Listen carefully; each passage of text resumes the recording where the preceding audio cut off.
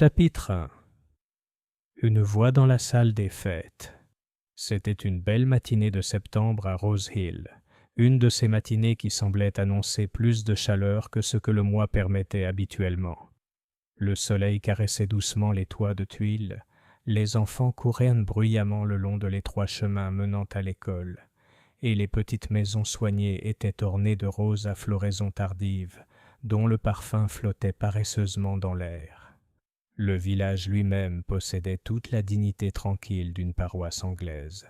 Des jardins ordonnés, une église modeste et la présence toujours vigilante du Women's Institute, dont les réunions, bien qu'apparemment consacrées à la confiture, au tricot ou aux améliorations de la paroisse, servaient en quelque sorte de tribunal officieux, où les nouvelles de quelque importance étaient solennellement examinées et transmises rapidement.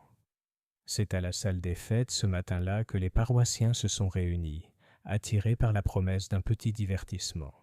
Une série de lectures théâtrales avait été organisée par l'énergique Madame Amelia Harcourt, dont l'enthousiasme pour le théâtre était aussi débordant que sa force de persuasion. Les chaises étaient soigneusement alignées, la petite scène décorée de vases de dahlias et de chrysanthèmes. Parmi les invités, assise un peu à l'écart mais observant tout d'un œil calme, se trouvait mademoiselle Jane Marple de St. Mary Mead. Elle avait été invitée par sa vieille amie, madame Witherby, récemment installée à Rose Hill après la mort de son frère. La présence de mademoiselle Marple était considérée comme un honneur. Bien qu'elle ne fût plus jeune, ses manières, son intelligence et sa délicate écoute lui conféraient une influence discrète partout où elle allait. Les lectures commencèrent agréablement. Un jeune curé déclama Milton avec un enthousiasme surprenant, suivi de madame Harcourt elle-même, qui s'essaya à une scène assez tragique de Shakespeare, puis, avec grand plaisir, d'une écolière de 14 ans qui récita une pièce comique sur un chat espiègle. Les rires fusèrent dans la salle comme du thé en ébullition. C'est cependant la 4e représentation qui a laissé la trace la plus marquante de la journée. Un rideau avait été tiré à la hâte sur la scène, et le public fut informé que la pièce suivante serait lue anonymement. Les lumières s'éteignirent, et de derrière le velours délavé s'éleva une voix, basse, mélodieuse, curieusement convaincante. Difficile de dire si elle appartenait à un homme ou à une femme. La pièce elle-même était moderne, plutôt sombre, pleine de silences sombres et de menaces murmurées. Les gens s'agitaient sur leurs chaises, mal à l'aise. Madame Witherby serrait ses gants sur ses genoux, les sourcils froncés. La voix était hypnotique, persuasive et étrangement glaçante. À la fin, il n'y eut d'abord pas d'applaudissements polis. Seulement une pause, puis un battement de main confus. « Très étrange », murmura le colonel Appleton, assis juste en face de Miss Marple. « Ça m'a donné des frissons. » « En effet, » dit doucement Miss Marple, « on se rappelle qu'un rideau peut cacher bien plus qu'un artiste. » La remarque resta lettre morte, car madame Harcourt s'avançait déjà avec son sourire éclatant et autoritaire. « N'était-ce pas tout simplement splendide? Quel talent parmi nous !» s'exclama-t-elle. Mais lorsque le rideau se retira, la scène était vide. Celui qui avait lu la pièce était parti. Un flot de spéculations parcourut la salle. Qui était ce mystérieux lecteur? Pourquoi ce secret? Des suggestions et des contre-suggestions furent émises, certaines sur le ton de la plaisanterie, d'autres avec plus de mordant. La réunion se poursuivit, même si l'atmosphère ne retrouva jamais tout à fait sa gaieté d'antan. Ce n'est qu'une fois le rassemblement terminé et les villageois sortis par petits groupes que le véritable choc survint. Car dans l'étroit passage derrière la scène, où étaient rangés les manteaux et les cannes, le corps de M. Leonard Price, un avocat réputé à Rose Hill, fut découvert, gisant sur le sol. Il était tout à fait mort. Un cri aigu retentit, suivi de l'arrivée rapide du vicaire et du médecin local, tous deux pâles et pressés. Certains disaient qu'il y avait du sang, d'autres murmuraient que c'était du poison. Mais rien n'était certain dans ces premiers instants chaotiques. Miss Marple se tenait immobile sur le seuil, le regard perçant comme celui d'un moineau, observant non seulement le corps, mais aussi les réactions de ceux qui l'entouraient. Elle remarqua la pâleur étrange de Madame Harcourt, les lèvres pincées du colonel Appleton, et la façon dont la jeune Madame Wilkins, l'épouse de la receveuse de poste, semblait incapable de détacher son regard du rideau. Et plus tard, lorsque la police arriva de Marlaycombe, rapide et efficace, Miss Marple s'appuya sur sa canne et murmura à Madame Wetherby : « J'ose dire, ma chère, que la voix que nous avons entendue derrière le rideau pourrait nous en dire bien plus que nous ne l'imaginons. » Chapitre 2. Chuchotement autour du thé. Le lendemain matin, la découverte du corps de M. Leonard Price était devenue le seul sujet de conversation à Rose Hill. On pouvait même dire que la nouvelle s'était répandue plus vite que le bruit du chariot de lait qui dévalait la rue à l'aube. Chaque foyer savait dès le petit déjeuner que le respectable notaire était mort, et chacun, lui aussi, s'était forgé une opinion bien arrêtée sur le pourquoi et le comment de la mort. Les boulangères ne parlaient guère d'autre chose en faisant la queue pour leur pain, tandis que les hommes devant le bureau de poste échangeaient leurs théories avec l'autorité solennelle de jurer. À Rose Hill, où la vie quotidienne offrait rarement plus que le léger drame d'un train en retard ou d'une caisse de moelle volée, l'apparition soudaine de la mort, violente, inexpliquée, avait un effet curieusement enivrant. Madame Wetherby, dont le cottage se trouvait à l'orée du pré, fut parmi les premières à recevoir des visiteurs. Elle avait à peine terminé son thé du matin que Madame Harcourt arriva, les joues rouges et la voix tremblante d'excitation à l'idée de raconter son calvaire. « Ma chère, je ne m'en remettrai jamais, » déclara-t-elle en s'installant lourdement dans le meilleur fauteuil. « Penser qu'une telle chose puisse arriver dans l'un des mondes des divertissements. Ce serait ma ruine absolue. Pauvre Monsieur Price, quelle perte tragique. Pourtant, entre nous, s'il n'a jamais été le gentleman qu'on aurait souhaité. » Miss Marple, qui avait passé la nuit à l'invitation de Madame Wetherby, tricotait tranquillement près de la fenêtre. Elle leva les yeux, l'air serein. « Vraiment, Madame Harcourt.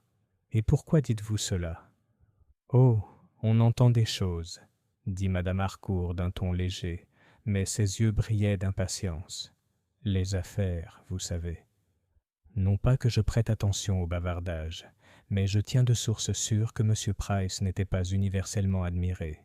Bien au contraire, les questions d'argent, les testaments, les hypothèques, tout cela crée des inimitiés, et il pouvait se montrer extrêmement désagréable.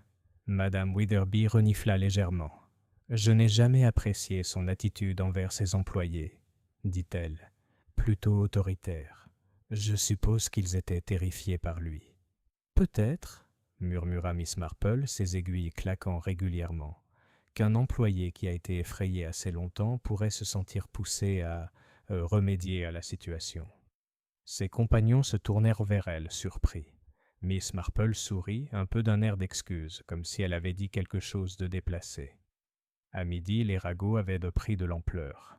Rose Hill Arms, le propriétaire se pencha confidentiellement par-dessus le comptoir et informa ses clients que M. Price avait été vu la veille en train de se disputer violemment avec un client. Chez le boucher, Madame Dakin était certaine d'avoir entendu M. Price menacer de supprimer l'allocation d'une veuve. Au presbytère, Madame Wilkins répéta, pour la 3e fois, qu'elle entendait encore cette voix affreuse derrière le rideau. La police, quant à elle, avait réagi rapidement. L'inspecteur Graves, un homme corpulent et flamboyant de Marlaycombe, avait pris les choses en main. Il avait déjà déclaré le décès suspect, sans toutefois fournir de détails. Un agent de police avait été posté pour surveiller la salle, et l'enquête avait commencé sérieusement. Avant la tombée de la nuit, il était largement admis que la police s'était fait une opinion sur le coupable. « Il en a après ce jeune homme, George Atkins », annonça le colonel Appleton au bureau de tabac. « On dit qu'il s'est éclipsé pendant la représentation, et il avait un grief, une affaire d'hypothèque. Soyez-en sûrs, Graves a son homme. D'autres n'en étaient pas si sûrs. » Madame Dakin secoua la tête jusqu'à ce que son bonnet tremble. « George Atkins est peut-être colérique, mais il n'est pas rusé. Non, à mon avis, C'était du poison, et cela pointe vers une femme. Croyez-moi, l'inspecteur Graves découvrira qu'il s'agit d'une épouse jalouse ou d'une femme abandonnée.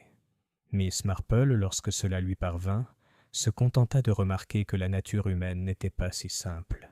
« Il ne faut pas croire, dit-elle à madame Witherby au cours du dîner, que la colère est toujours forte.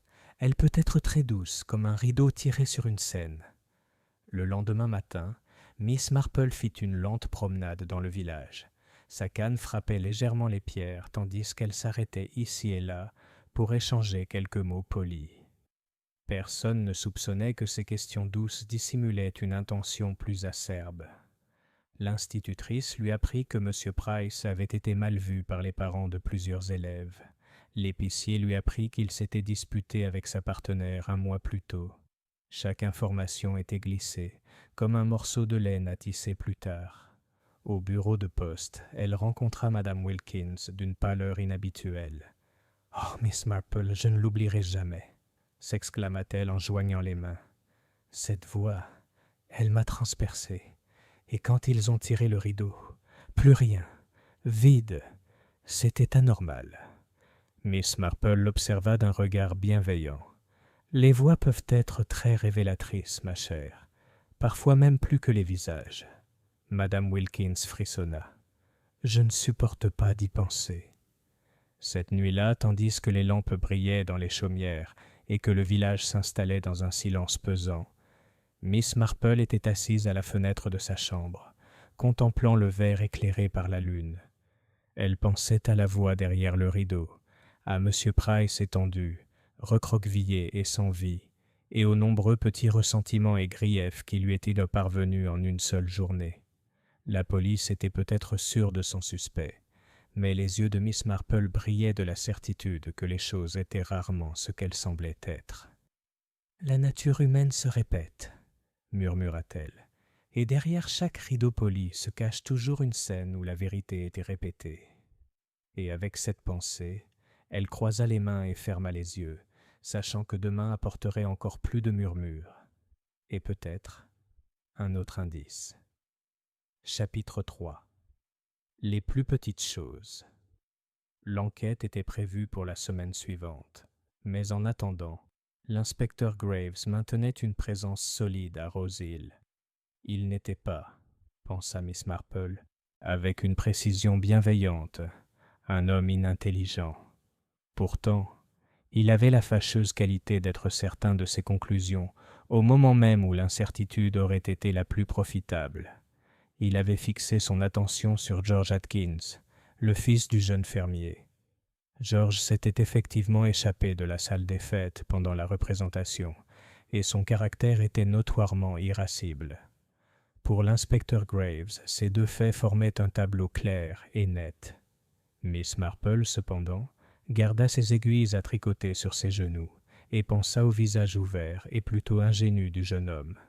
La colère, songea-t-elle, laisse des traces difficiles à dissimuler. La peur et la ruse, en revanche, se révèlent de manière bien différente. Le lendemain matin de la découverte, elle accompagna Madame Witherby au cimetière, soi-disant pour soigner les fleurs d'une tombe. En réalité, Mademoiselle Marple avait un objectif bien précis.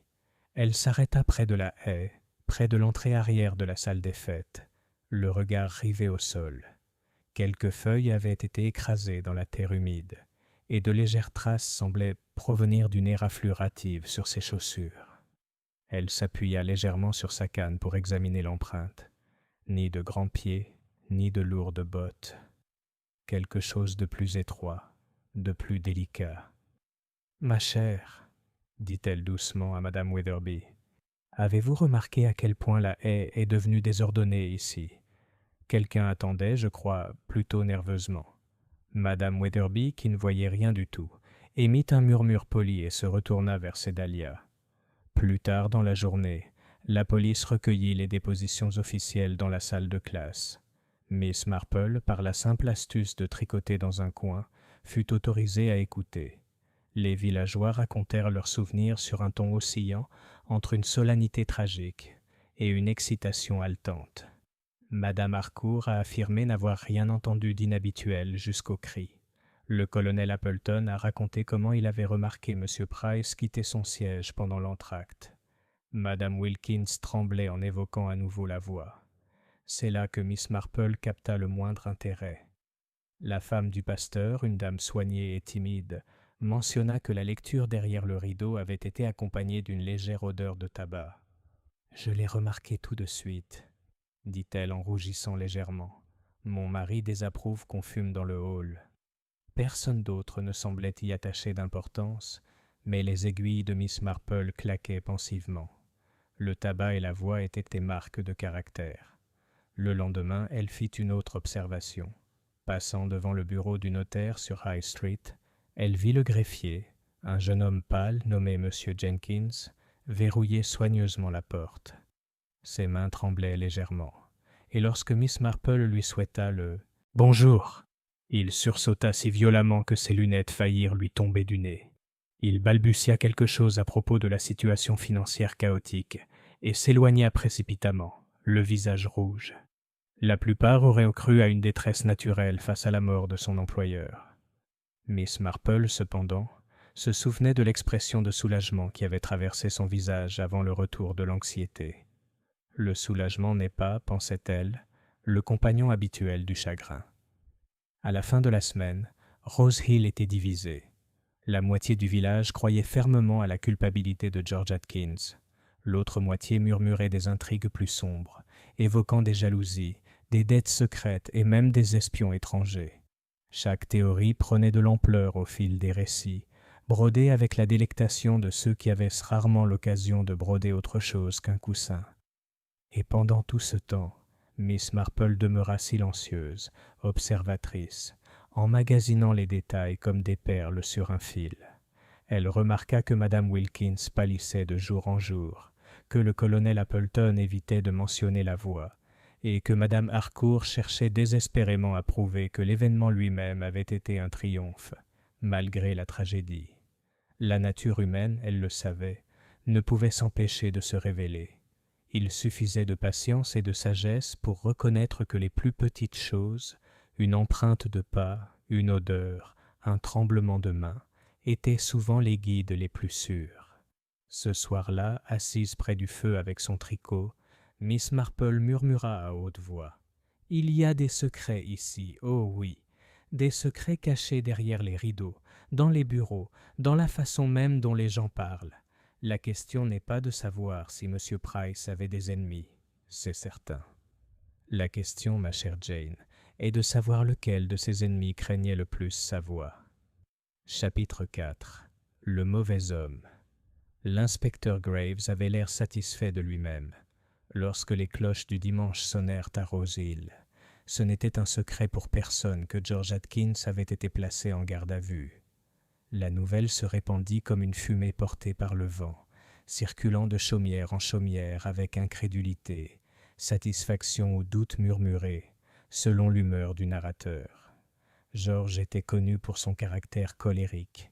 L'année précédente, il avait lancé un râteau à travers un pré lorsque son veau primé avait été disqualifié à la foire du comté. Il s'était violemment disputé avec M. Price au sujet d'une hypothèque sur les terres de son père. Et pire encore, plusieurs villageois juraient l'avoir vu s'éclipser de la salle pendant la mystérieuse lecture. « Oui, oui », a proclamé le colonel Appleton à la Rose Hill Arms Graves a raison. Ce garçon a toujours été impétueux. J'ai dit dès le départ que ce serait lui. Madame Dakin renifla sa tasse de thé. « Croyez-moi, colonel, vous êtes trop rapide. Ce garçon a des mains fortes, certes, mais pas une once de ruse. Du poison, dis-je. C'est toujours du poison quand on s'en doute le moins. » La discussion s'est poursuivie jusqu'à la fin, mais l'inspecteur Graves est resté inflexible dans sa conviction. « Nous avons le mobile, les moyens et l'opportunité, » a-t-il déclaré à quiconque le pressait. Et c'est tout. Pendant ce temps, Miss Marple était assise près du foyer de Madame Witherby, son tricot étalé sur ses genoux. Elle écoutait les bavardages du village comme un air joué sur un piano légèrement désaccordé. Chaque note comptait, chaque phrase discordante était mémorisée. « Ma chère Jane, » dit Madame Witherby avec anxiété, « pensez-vous que est George Atkins ? Pauvre garçon, sa mère est dans une telle détresse. » Les yeux de Miss Marple pétillaient, non pas d'amusement, mais plutôt d'une tranquille certitude. « Je pense, ma chère, que l'inspecteur Graves a fait ce que font beaucoup d'hommes d'autorité. Il a choisi la solution la plus commode et l'a prise pour la vérité. » Mais il était vu en train de quitter la salle. Oh oui, mais il faut se demander pourquoi revenir si vite, et pourquoi à la vue de tous. Un homme coupable, Madame Witherby, préfère généralement l'ombre. Il ne retourne pas dans la lumière à moins de vouloir y être vu. Cet après-midi-là, Miss Marple s'aventura dans le chemin où se trouvait la maison de Madame Atkins. Elle trouva la pauvre femme en larmes, son tablier entre les mains. « On dit qu'il sera pendu pour ça, Miss Marple, » s'écria-t-elle. « Mais George ne ferait jamais une chose aussi horrible. Il est colérique, certes, mais méchant. Jamais. » George lui-même, assis, voûté sur la chaise de la cuisine, semblait plus déconcerté qu'effrayé. Son large visage était rouge de colère et de honte. « Ils pensent que je l'ai tué, » murmura-t-il. « Je suis sorti, c'est vrai. Je suis sorti prendre l'air. » Cette voix, elle m'est rentrée dans la tête. Mais je suis revenu en moins de 5 minutes, je le jure. Et puis ils l'ont retrouvé. Miss Marple posa doucement la main sur le bras de sa mère. « Dis-moi, George, » demanda-t-elle doucement, « as-tu remarqué que quelqu'un d'autre s'était éclipsé ?» George fronça les sourcils, cherchant désespérément ses souvenirs. « Je ne suis pas sûr. Le couloir était sombre. Mais j'ai cru, seulement cru remarquer, avoir vu quelqu'un bouger près du rideau avant de sortir. Une petite silhouette. Ça aurait pu être une femme. » Les aiguilles de Miss Marple cliquetaient dans son esprit aussi sûrement qu'elle le ferait plus tard dans ses mains. Une petite silhouette. Une femme. Quelqu'un qui pouvait être porteur de poison, qui pouvait compter sur les ombres et les rideaux plutôt que sur la force brute. Le lendemain matin, l'inspecteur Graves fit sa déclaration dans la salle de classe. « Nous tenons notre homme, » déclara-t-il d'une voix forte et satisfaite. « George Atkins sera inculpé. L'affaire est pratiquement close. » Il y eut un murmure d'assentiment, mais aussi une ou deux toux inquiètes. Madame Wilkins, pâle comme toujours, se tordait les mains et ne disait rien. Madame Harcourt qualifia cela de « scandale des plus épouvantables », mais exprima son soulagement face à la rapidité d'action de la police. Et Miss Marple, assise dans un coin avec son tricot, pencha la tête sur son ouvrage et sourit du plus léger des sourires. « Les affaires, pensa-t-elle, ne sont closes que lorsque la nature humaine cesse de se répéter. Et cela, je le crains, est peu probable à Rose Hill. » Chapitre 5. Derrière les rideaux polis. Bien que l'inspecteur Graves ait déclaré l'affaire réglée, Rose Hill n'était pas en paix. L'arrestation de George Atkins avait plutôt aiguisé les langues et intensifié les murmures, car rien ne réjouit autant un village que de contester l'autorité, surtout lorsque cette autorité est un policier de Marlécombe qui parle trop fort et écoute trop peu. Madame Harcourt insistait sur le fait que c'était une affaire épouvantable, mais confiait à qui voulait l'entendre qu'elle avait toujours soupçonné George d'avoir un côté sombre. Le colonel Appleton jurait que le garçon avait tout l'étoffe d'un criminel. Pourtant, dans les cuisines et les salons, le ton était différent. On commençait à se souvenir de querelles, de dettes ou de rebuffades impliquant M. Price. Un après-midi, Miss Marple était assise tranquillement dans le salon du presbytère, invitée à prendre le thé par Madame Anstrutter, l'épouse du pasteur. La conversation se tourna, comme inévitablement, vers feu M. Price. « Il n'était pas aimé, Miss Marple, » admit Madame Anstrutter de sa voix douce. « J'ose dire qu'il ne faut pas médire des morts, mais il était dur avec les gens. Le mois dernier, il a menacé de faire valoir l'hypothèque du cottage de la pauvre Madame Ellis, et il s'est disputé avec le colonel Appleton à propos d'une haie de clôture. Il semblait se faire des ennemis partout où il allait. » Miss Marple remuait doucement son thé. « Oui, » murmura-t-elle, « c'est vraiment dommage qu'un homme confonde autorité et amitié. On se souvient bien plus de la méchanceté que de la courtoisie. » Madame Anstrutter hésita, puis se pencha. Il y avait D'autres choses aussi. On l'a vu à Marleycombe, en compagnie d'une autre femme. Ça a fait beaucoup parler. » Les yeux bleu pâle de Miss Marple se levèrent. « Oh, c'est intéressant. » La révélation suivante eut lieu curieusement chez l'épicier. Miss Marple, son panier au bras, écoutait M. Jenkins, le jeune employé nerveux du bureau de Price, tenter maladroitement de défendre son ancien employeur. « Monsieur Price était un homme bien, » dit-il trop vite, cherchant maladroitement sa monnaie. Il payait toujours ses employés, équitablement. Toujours juste. Voilà ce qu'il était. Miss Marple le regarda avec bienveillance. « Je suis sûr qu'il pourrait être juste, monsieur Jenkins.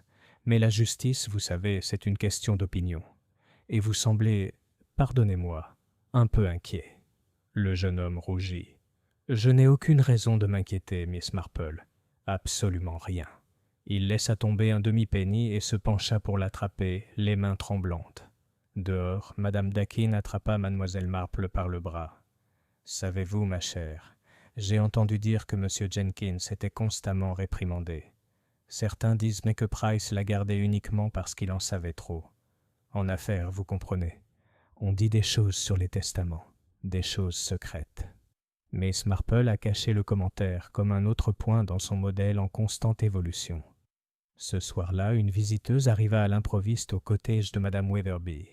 Madame Wilkins, la femme de la maîtresse de poste, pâle et tremblante comme toujours. « Je ne devrais pas être ici, » murmura-t-elle, « mais je dois le dire à quelqu'un. Voyez-vous, Miss Marple, j'ai connu Léonard Price avant de me marier. Il me prêtait attention. Mes parents me l'interdisaient, bien sûr. Il était plus âgé et ne me convenait pas. Mais après, il ne m'a jamais pardonné. Quand il venait à la poste, il faisait des remarques. Et une fois, il a dit qu'il pouvait me ruiner s'il le voulait. » Miss Marple écoutait avec une douceur parfaite. Elle ne posait aucune question indiscrète, murmurant seulement que cela avait dû être très désagréable.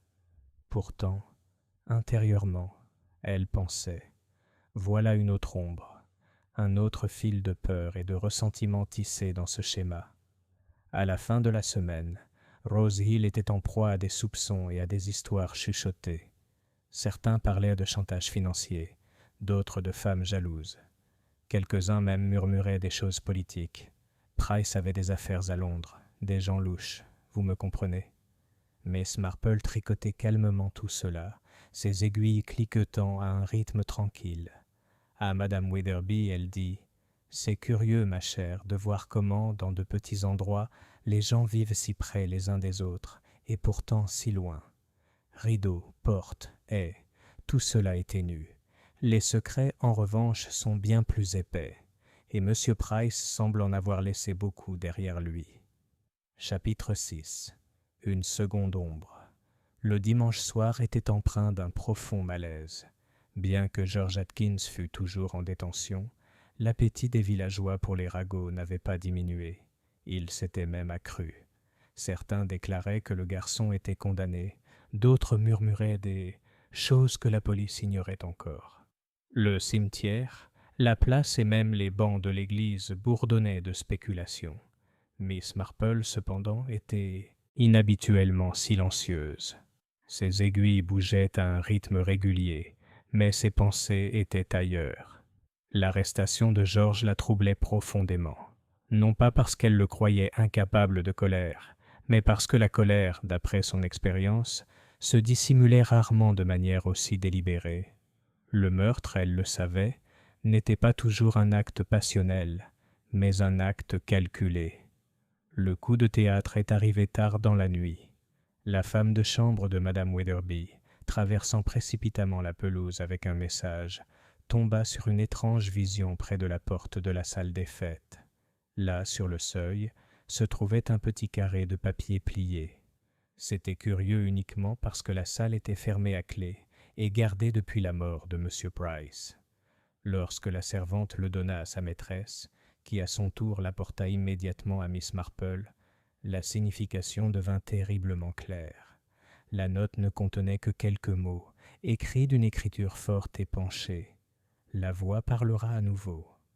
Au matin, le village était en émoi. Certains disaient qu'il s'agissait d'un canular cruel, destiné à effrayer. D'autres juraient qu'il devait être lié au crime. La voix, cette présence mystérieuse et désincarnée derrière le rideau, revenait alors comme un spectre dans leurs esprits, hantant chaque conversation. L'inspecteur Graves ricana lorsqu'on lui montra le mot. N'importe quoi, une farce. Les garçons sont toujours des garçons. Pourtant, son visage exubérant paraissait moins confiant que d'habitude. Il ordonna que le hall soit fouillé de fond en comble, mais rien de suspect ne fut découvert. Miss Marple, tenant délicatement le papier entre ses doigts, étudia l'écriture penchée. « Une main qui a écrit à la hâte, » murmura-t-elle, « et une main habituée à l'autorité.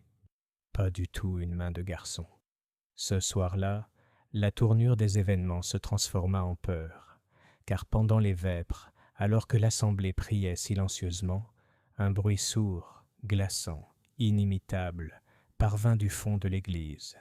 C'était la même voix qui avait parlé derrière le rideau. Cette fois, il ne prononça pas de mots entiers, seulement quelques syllabes obsédantes, comme l'écho d'un message inachevé. Le vicaire hésita au milieu d'une phrase. Les enfants de chœur pâlirent, et madame Harcourt faillit s'évanouir sur son banc. Lorsque plusieurs hommes se précipitèrent vers l'arrière de l'église, l'endroit était vide. Seule une légère trace de tabac flottait dans l'air. L'effet sur le village fut immédiat. Si George Atkins s'était enfermé dans les cellules de Marleycombe, alors qui, ou quoi, avait parlé derrière eux? Le colonel Appleton fanfaronnait à propos des ventriloques. Madame Dakin parlait à voix basse de fantômes. Madame Wilkins pleurait ouvertement, déclarant que les morts ne trouveraient pas le repos. Mais Miss Marple, immobile dans son coin, ne pensait pas aux fantômes, mais aux inventions humaines. Une voix pouvait être cachée, portée, déformée. Une main pouvait écrire une note. Et derrière tout cela se cachait le schéma constant de la nature humaine. Ressentiment, peur et ambition bien plus dangereux que les apparitions. Elle joignit les mains et murmura « George Atkins est innocent. » Et maintenant, la vraie pièce commence. Chapitre 7. Les fils commencent à se défaire. Le lendemain matin, après la mystérieuse voix dans l'église, Rose Hill semblait enveloppée d'une sorte de silence nerveux. Les rideaux tremblaient plus fréquemment, et les gens ne sortaient que pour chuchoter rapidement avec leurs voisins avant de se retirer. La peur s'était mêlée au ragot, et le village ressemblait moins à un assemblage de chaumières douillettes qu'à une scène de théâtre, où chacun connaissait son texte, mais personne n'osait le prononcer à voix haute. L'inspecteur Graves, le visage rouge et sur la défensive, déclara qu'il s'agissait d'une farce enfantine.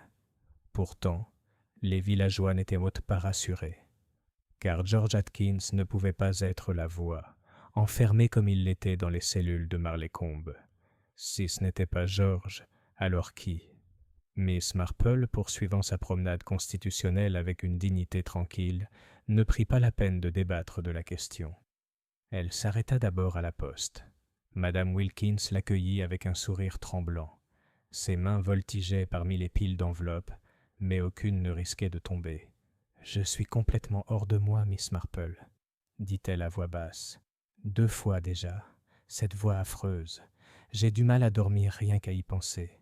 Mon mari dit que c'est le stress, mais je jure qu'il y a quelque chose d'anormal à l'œuvre. » Miss Marple l'observa avec douceur. « Les nerfs, ma chère, sont des choses très naturelles. Ils nous font voir des ombres plus grandes qu'elles ne le sont. Mais parfois, ils nous indiquent aussi où regarder. » Les yeux de Madame Wilkins se rempliraient de larmes. « Vous ne pensez pas que c'est un avertissement, que cela se reproduira ?»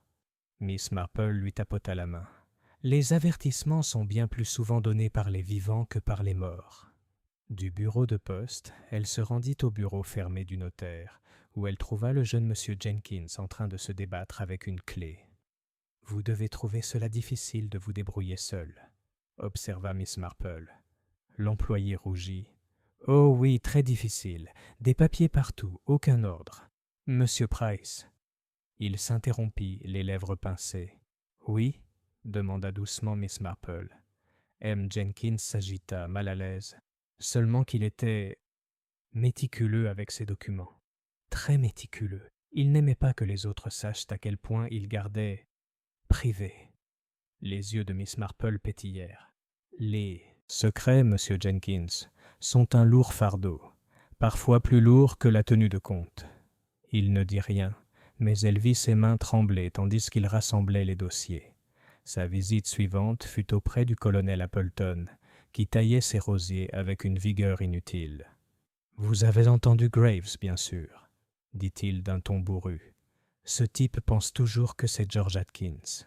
C'est absurde, à mon avis. Pourtant, on ne peut pas laisser les gens croire que Rose Hill est un lieu sans foi ni loi. » Miss Marple admira poliment les roses avant de dire « Je crois comprendre que vous et M. Price aviez une divergence d'opinion concernant une haie. » Le colonel sursauta, coupa trop fort et marmonna quelque chose d'indistinct. « Des limites, des broutilles. Pas vraiment une raison pour un meurtre, hein ?» Miss Marple sourit. « La nature humaine, colonel, considère rarement les broutilles comme des broutilles. Pour l'un, une haie peut n'être rien. Pour l'autre, ce peut être une question d'honneur. J'ai constaté que ces choses sont rarement aussi insignifiantes qu'elles le paraissent. » Dans l'après-midi, Miss Marple s'était arrêtée au Rose Hill Arms, où Madame Dakin s'exprimait avec enthousiasme devant un public enthousiaste. C'était du poison, vous pouvez en être sûr. Je l'ai dit dès le début. J'imagine que quelqu'un en a glissé dans son verre pendant la représentation. Les femmes sont douées pour ce genre de choses. Regardez l'histoire, les Borgia et tout ça. En effet, murmura Miss Marple lorsqu'elle fut attirée dans le cercle. Le poison est une méthode très discrète. Elle exige de la patience, de la prévoyance et une main sûre. On ne peut pas imaginer de telles choses accomplies par un jeune fermier impétueux, n'est-ce pas? Le groupe hocha la tête pensivement, et un murmure d'approbation passa parmi eux. Ce soir-là, lorsque Miss Marple retourna au salon de Madame Witherby, son tricot intact reposait sur ses genoux.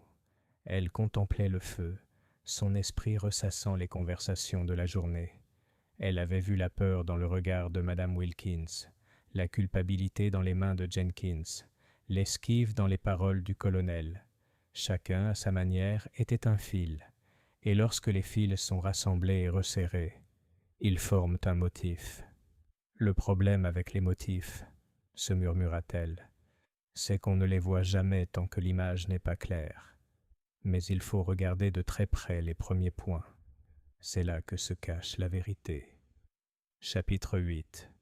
Fils tiré des serrés. Les jours qui suivirent la voie à l'église furent difficiles. Rose Hill ne bourdonnait plus de ragots ordinaires, mais de murmures empreints d'une certaine appréhension.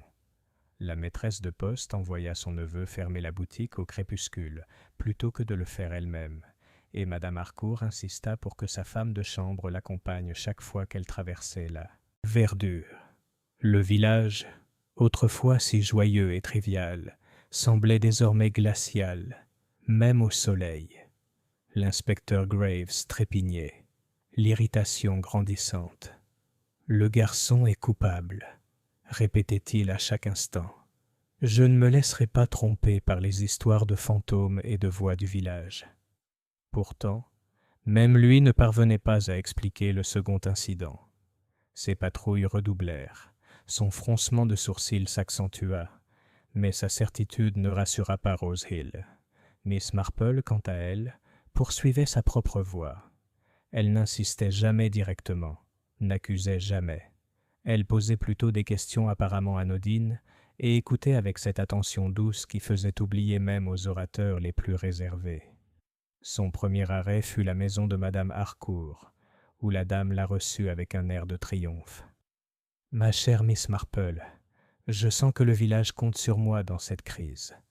Après tout, c'était mon événement, ma scène, mon rideau. Un terrible fardeau, mais je le porte courageusement. En effet, acquiesça Miss Marple, ses aiguilles clignotant sans interruption. Je me demande cependant, Madame Harcourt, si vous avez remarqué quelque chose d'inhabituel ce soir-là, hormis la représentation elle-même. Madame Harcourt pinça les lèvres. Rien du tout. Sauf, bien sûr, l'odeur du tabac. Je ne supporte pas de fumer dans les lieux publics. Ah oui, le tabac. Étrange, n'est-ce pas, qu'il soit resté près du rideau? On imagine que le lecteur aurait préféré le cacher. Je pense que vous auriez deviné le coupable, puisque vous connaissez si bien les habitudes de Rose Hill. Les yeux de madame Harcourt vacillèrent. Eh bien, il y a des messieurs qui fument, bien sûr. Le colonel, le curé et même M. Jenkins peut-être. Mais on ne soupçonnerait guère. Sa voix s'interrompit, réalisant qu'elle avait dit plus que prévu. Miss Marple sourit poliment et parla de chrysanthème. Au bureau de poste, elle retrouva madame Wilkins. La pauvre femme semblait plus maigre, les mains agitées. « Ne vous inquiétez pas, vous ne devez pas vous rendre malade, » lui dit gentiment Miss Marple. « Je n'arrive pas à croire que cette voix ait voulu vous faire du mal. » Madame Wilkins halta. « Moi? Pourquoi dis-tu ça? » « Oh, seulement parce que tu avais l'air profondément marqué ce soir-là dans le hall. Transpercé, si je puis dire. Presque comme si tu avais reconnu quelque chose. » Madame Wilkins devint pâle comme du lait. « Je ne vois pas ce que vous voulez dire. » Miss Marple lui tapota doucement la main. « Bien sûr que non, ma chère. On ignore souvent ce qu'on sait, jusqu'au moment où il le faut. » Sa rencontre la plus curieuse fut avec le colonel Appleton, qu'elle trouva un après-midi en train de polir son argenterie. « Quel fléau! Tout ça, aboya-t-il. Le village est sur les nerfs. Mon jardinier jure avoir entendu la voix près des écuries, hier soir. Quel non-sens! » Miss Marple admira l'éclat de la théière avant de remarquer. « Il est difficile, j'ose le dire, d'entendre une voix que l'on connaît déjà. Reconnaître est une chose délicate. Une moitié pense que c'est impossible. L'autre moitié en est certaine. » Le colonel ralentit son affûtage. « Une reconnaissance, hein? Enfin, je ne saurais dire. Ça me semblait théâtral, comme si quelqu'un jouait. »« Ah, dit Miss Marple, mais le théâtre, colonel, c'est toujours un masque, et un masque est très utile à ceux qui ont peur d'être connus. » Le colonel toussa, polit vivement et changea de sujet. Ce soir-là, Miss Marple était assise près du feu de madame Weatherby, son tricot inactif. Elle repensait aux conversations de la journée. Chaque villageois avait laissé échapper un fil.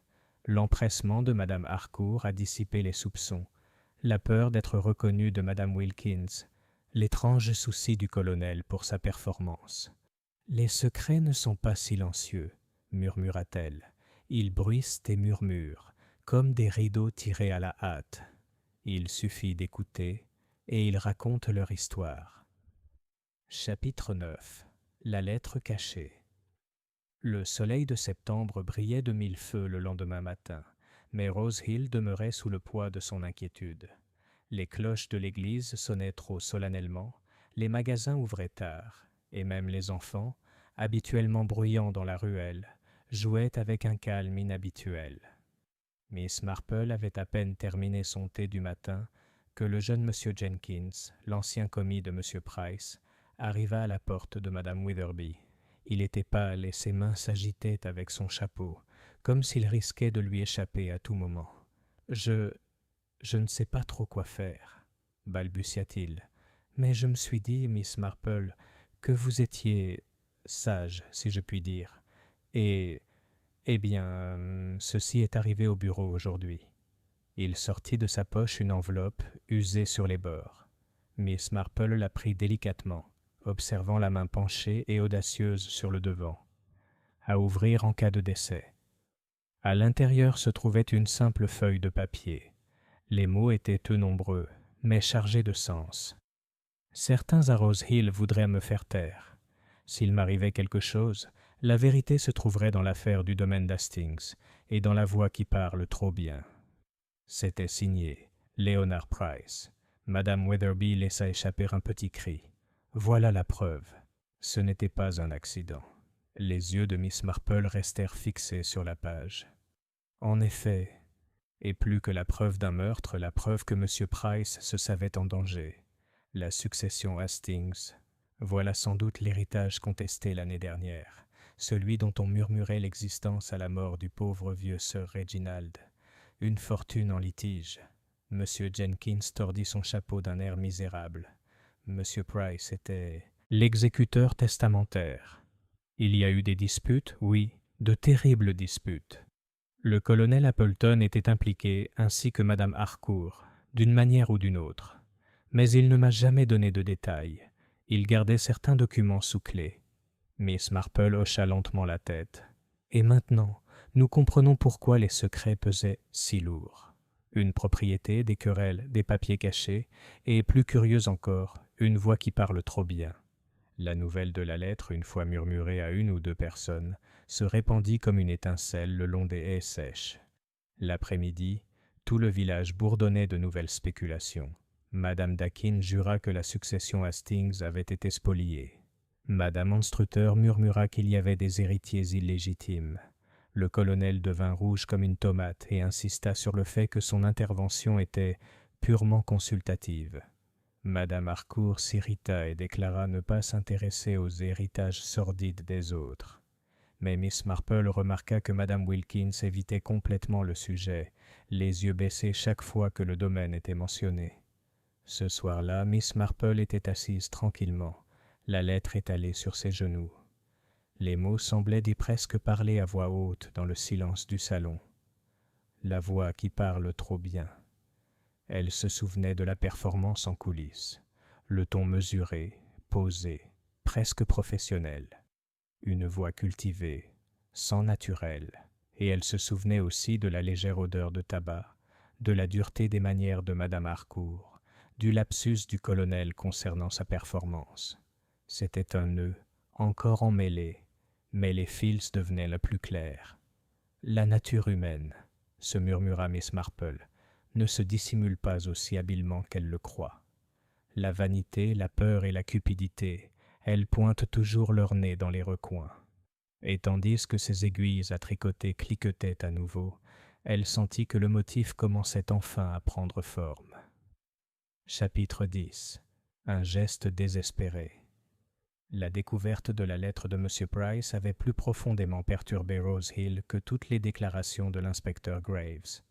Voici enfin le témoignage du défunt, vague certes, mais suffisant pour suggérer un dessein et un danger. Les rumeurs sur les motivations devinrent plus fortes, plus vives. On ne chuchotait plus derrière les rideaux tirés, mais on spéculait ouvertement dans les ruelles. George Atkins, toujours détenu à Marleycombe, était presque oublié. Sa prétendue culpabilité ne satisfaisait plus le village, car si l'ancien notaire avait parlé de certaines personnes à Rose Hill, l'affaire était sans doute plus vaste et plus périlleuse que le caractère d'un jeune homme. Cette nuit-là, un nouveau choc est arrivé. Madame Wilkins, de retour d'une course tardive, venait d'atteindre l'étroite ruelle derrière la poste lorsqu'elle entendit un pas derrière elle. Elle se retourna et ne vit rien. Puis, avant qu'elle puisse bouger, quelque chose lui effleura le bras. Une main? Un manteau? Elle n'en était pas sûre. Mais l'instant d'après, une voix siffla près de son oreille. « Tais-toi, ou tu le rejoindras. » Elle poussa un cri perçant, trébucha et tomba contre la haie.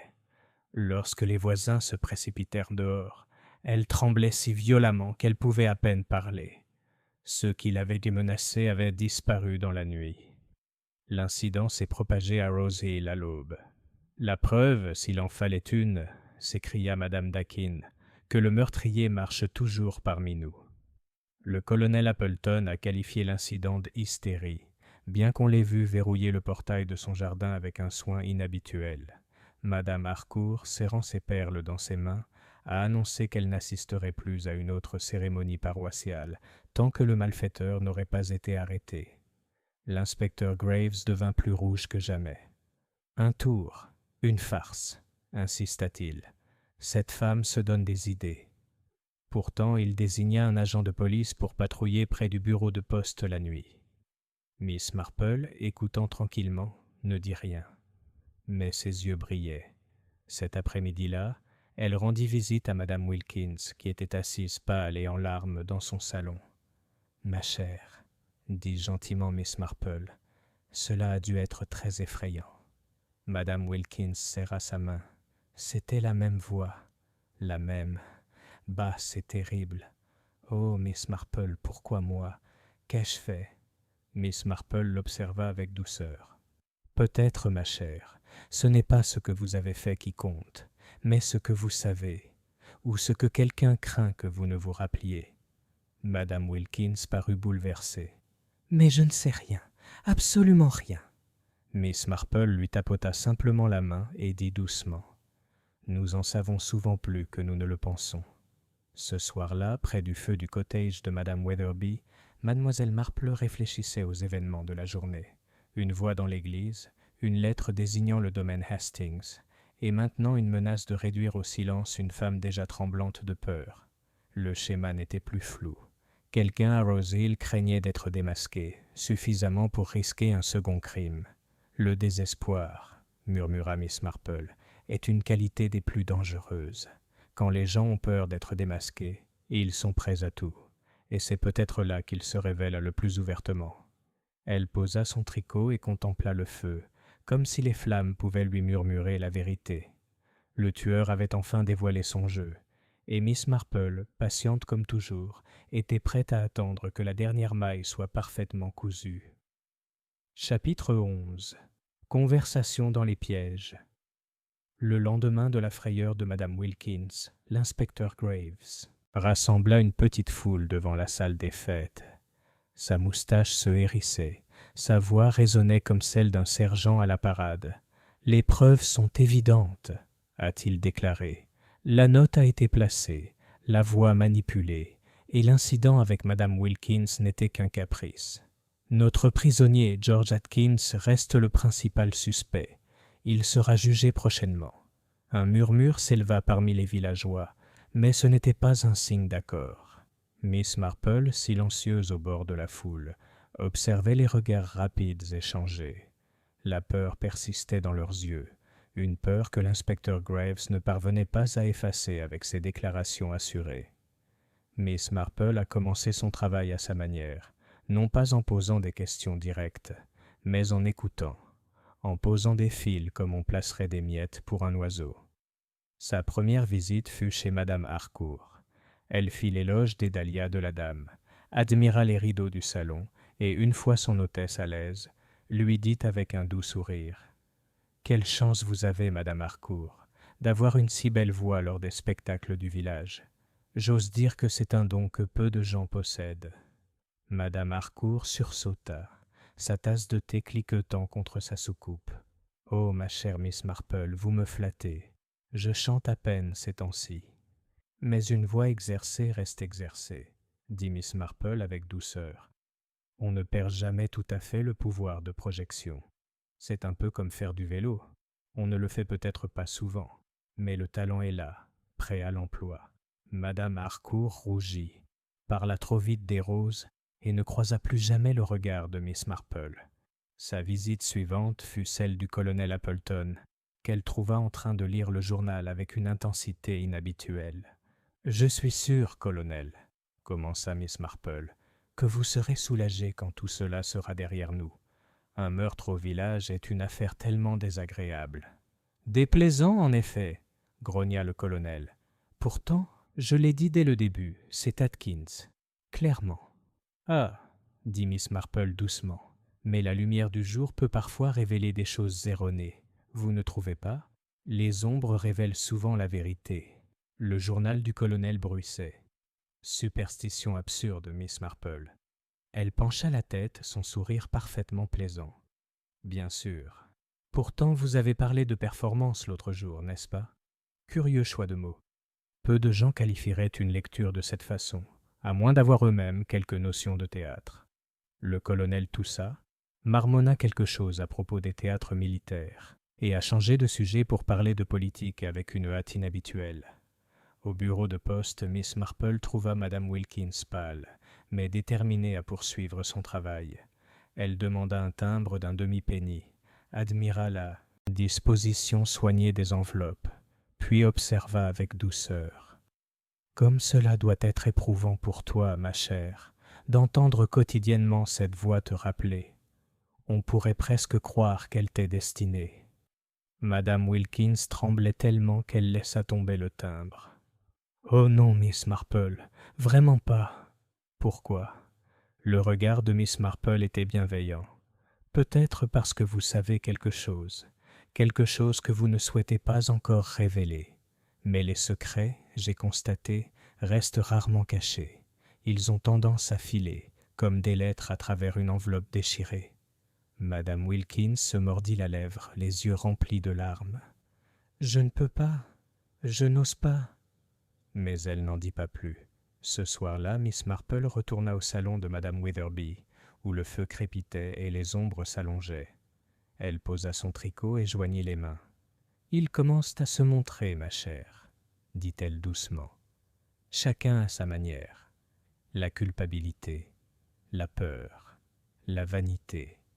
Un meurtrier peut se cacher derrière des rideaux, mais jamais derrière la nature humaine. Et je crois que c'est la nature humaine qui tire le rideau pour moi. » Madame Wetherby frissonna. « Vous voulez dire que vous savez qui c'est ?» Les yeux de Miss Marple pétillèrent. « Pas encore. Mais le patron est presque terminé.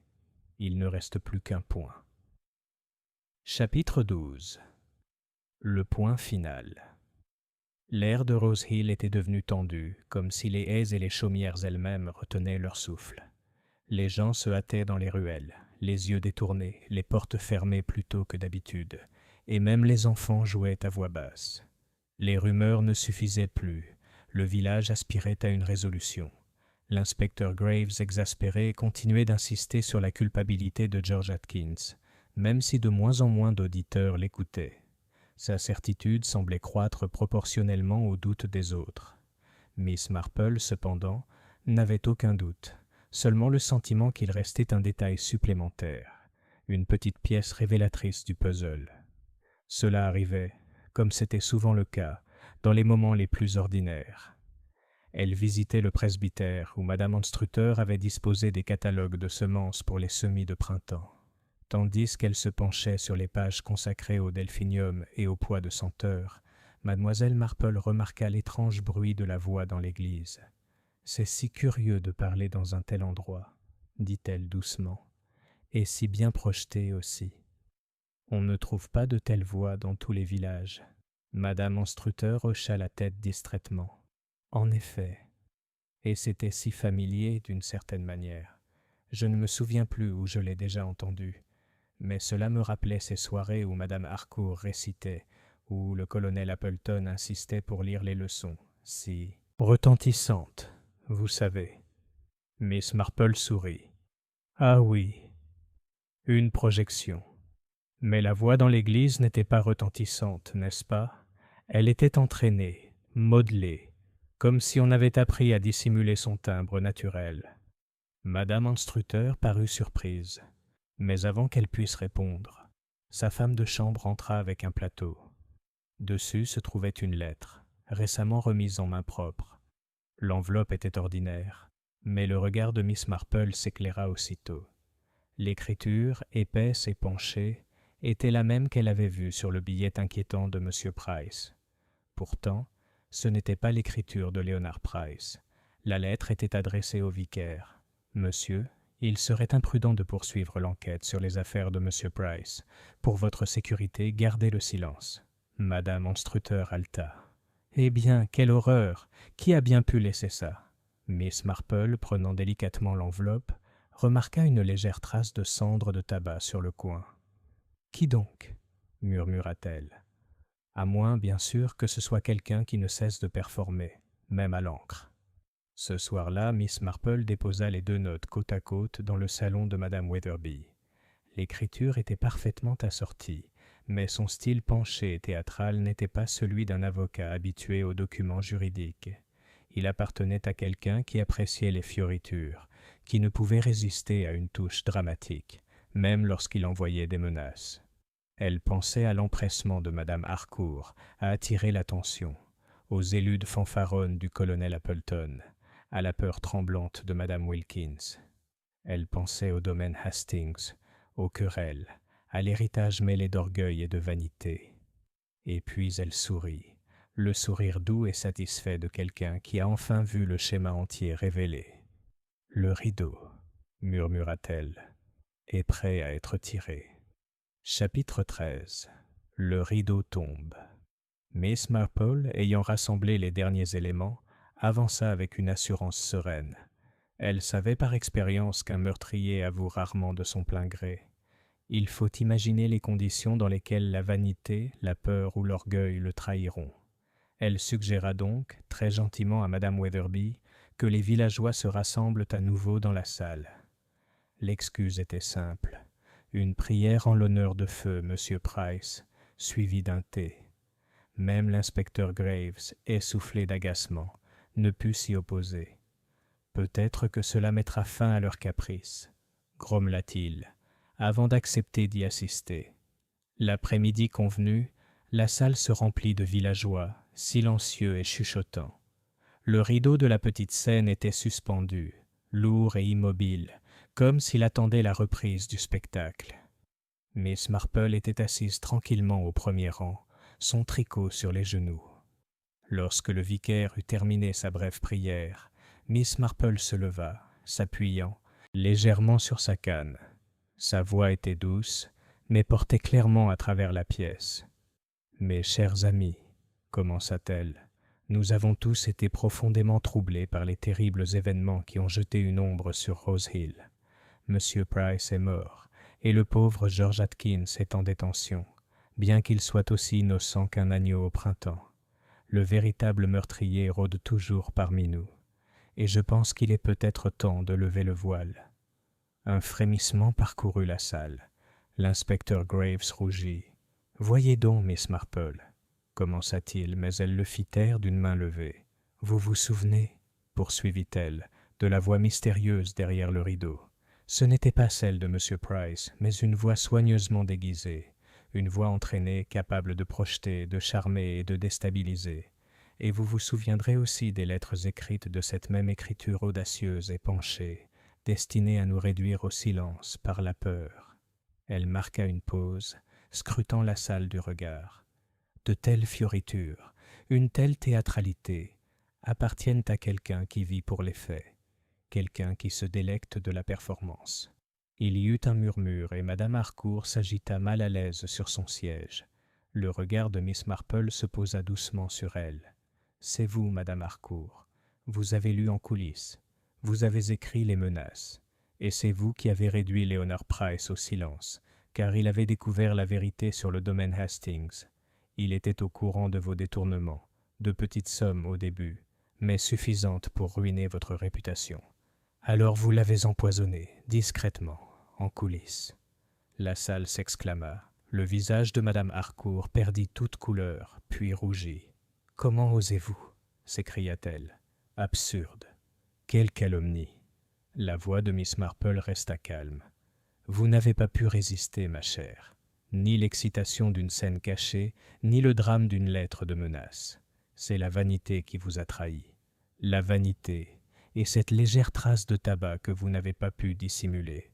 Vous l'appréciez après vos récitals, n'est-ce pas ?»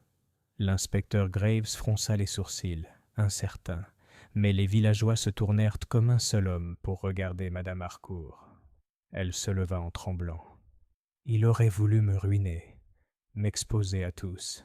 Je ne pouvais pas le supporter. » Ces paroles, à moitié confessionnelles, restèrent suspendues dans le couloir silencieux comme de la fumée. Alors qu'elle hésitait, l'inspecteur Graves s'avança, d'un pas décidé. « C'est tout, madame. Vous venez avec moi. » Madame Harcourt vacilla, puis se laissa retomber sur sa chaise, ses mains tremblant sur ses genoux. Miss Marple s'assit doucement, son tricot à la main. Elle ne souriait pas, mais son regard était doux de pitié.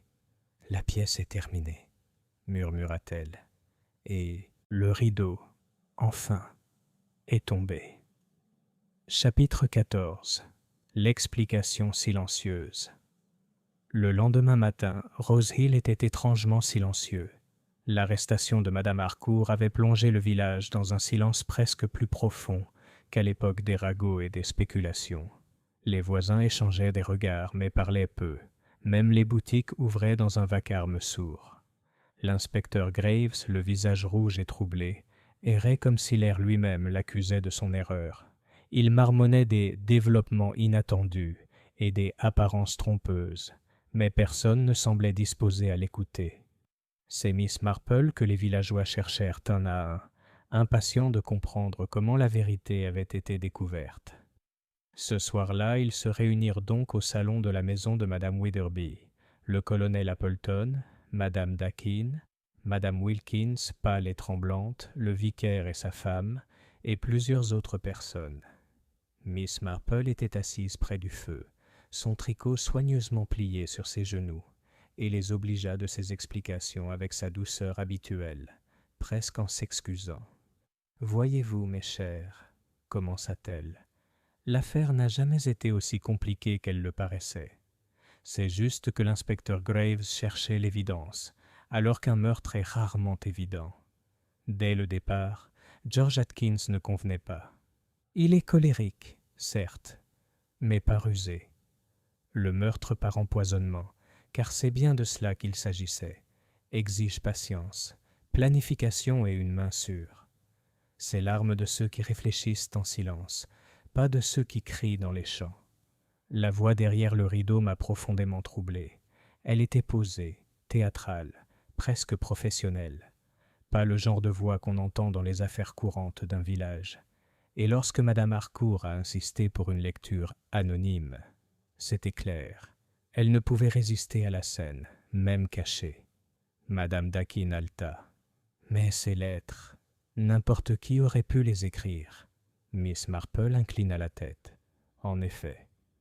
Pourtant, l'écriture était révélatrice, audacieuse, oblique, trop dramatique pour un avocat habitué à des lignes précises. La même écriture qui s'épanouissait sur les avis de commission et les programmes de théâtre. Madame Harcourt ne pouvait cacher son goût pour le dramatique, même lorsqu'elle menaçait de faire taire. Le colonel Appleton s'éclaircit la gorge. Et le mobile? Qu'est-ce que Price lui avait reproché? La succession Hastings, répondit doucement Miss Marple. Monsieur Price, en tant qu'exécuteur testamentaire, a découvert des anomalies. Madame Harcourt avait, disons, emprunté sur les fonds qu'elle administrait. De petites sommes d'abord, puis plus importantes. Il menaçait de dénoncer les faits, et elle ne supportait pas la honte. À ses yeux, la réputation comptait plus que tout.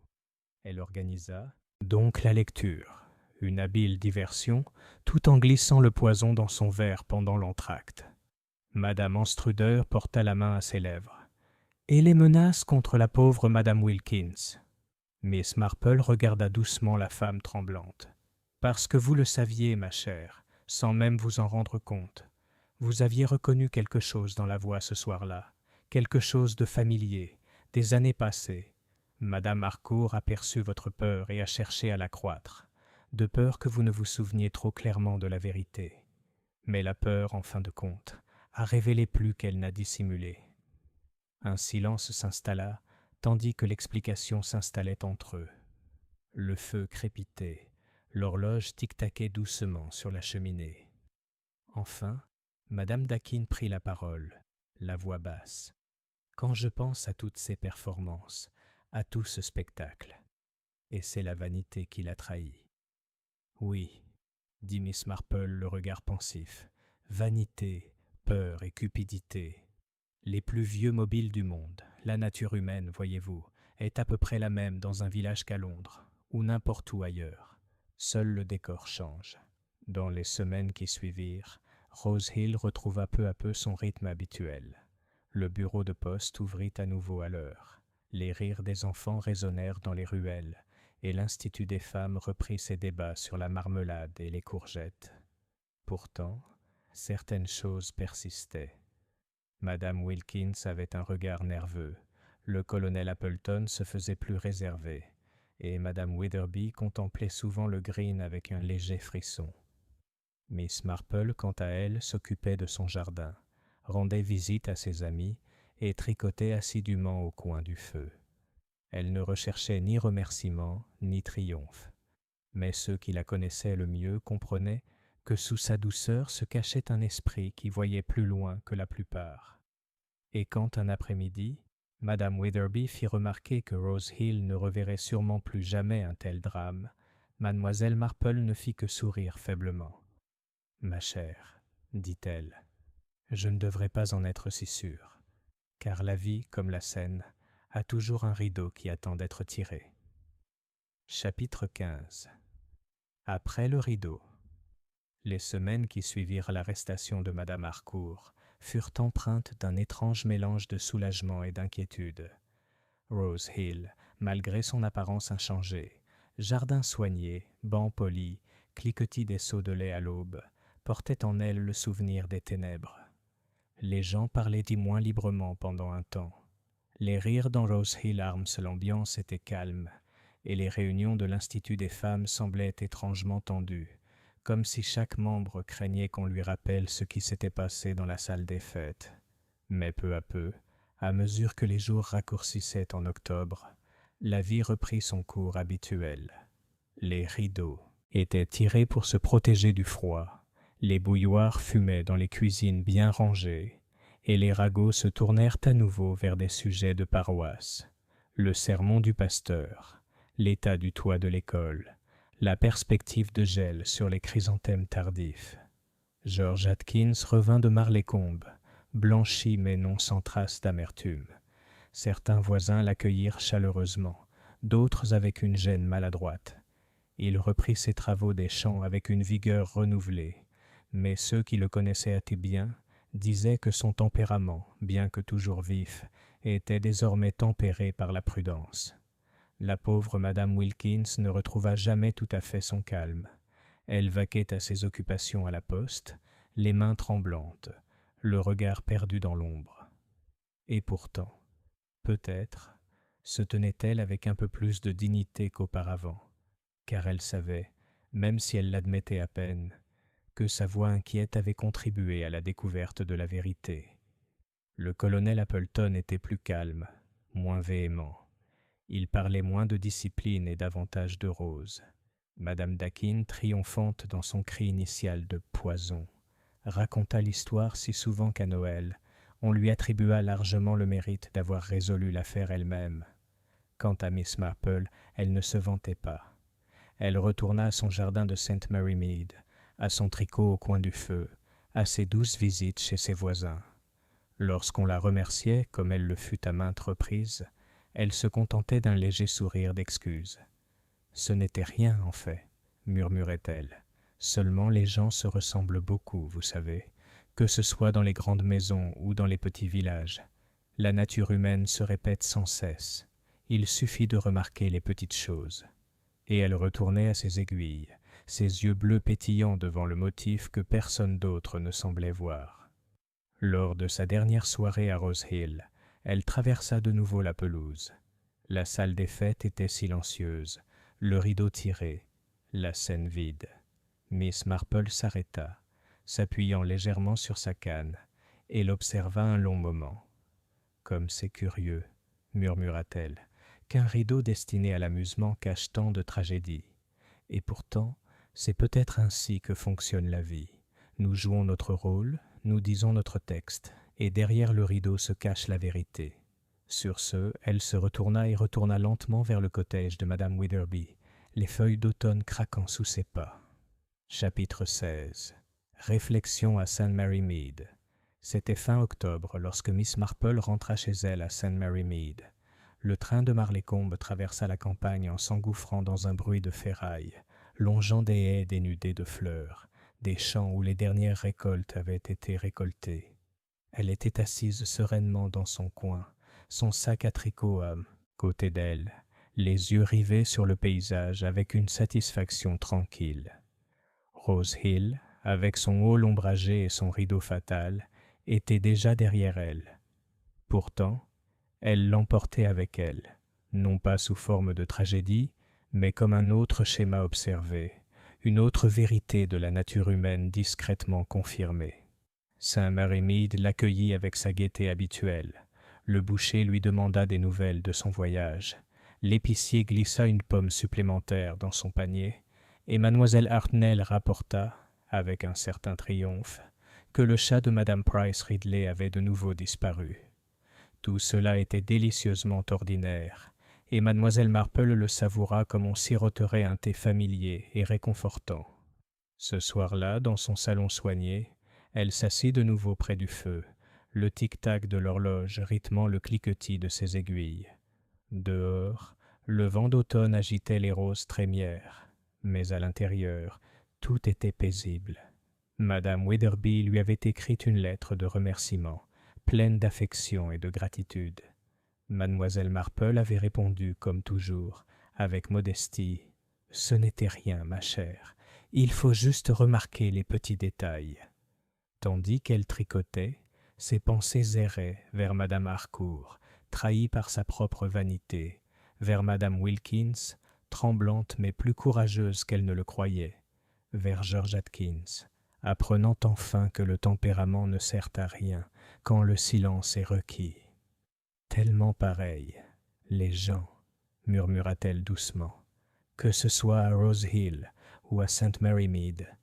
Petites ambitions, peurs sourdes, jalousie et orgueil, tout cela se joue à l'infini, comme des scènes de théâtre, et il suffit d'observer et d'écouter. Le feu crépitait, une braise glissait dans un léger sifflement. Miss Marple se renversa dans son fauteuil, les yeux brillants et pensifs dans la lueur. La vie à St. Mary Mead continuerait comme toujours. On servirait le thé, on entretiendrait les jardins, on préparerait les fêtes religieuses avec plus de zèle que de succès. Mais quelque part, dans un village qui ne serait pas sans rappeler le sien, un autre rideau surgirait, une autre représentation, une autre vérité à dévoiler. Et quand cela arriverait, Miss Marple serait prête, ses aiguilles à tricoter prêtes, ses yeux bleus perçants, son cœur aussi doux que jamais. Car telle est la nature humaine. Elle se répète sans fin, de manière prévisible, et jamais sans surprise.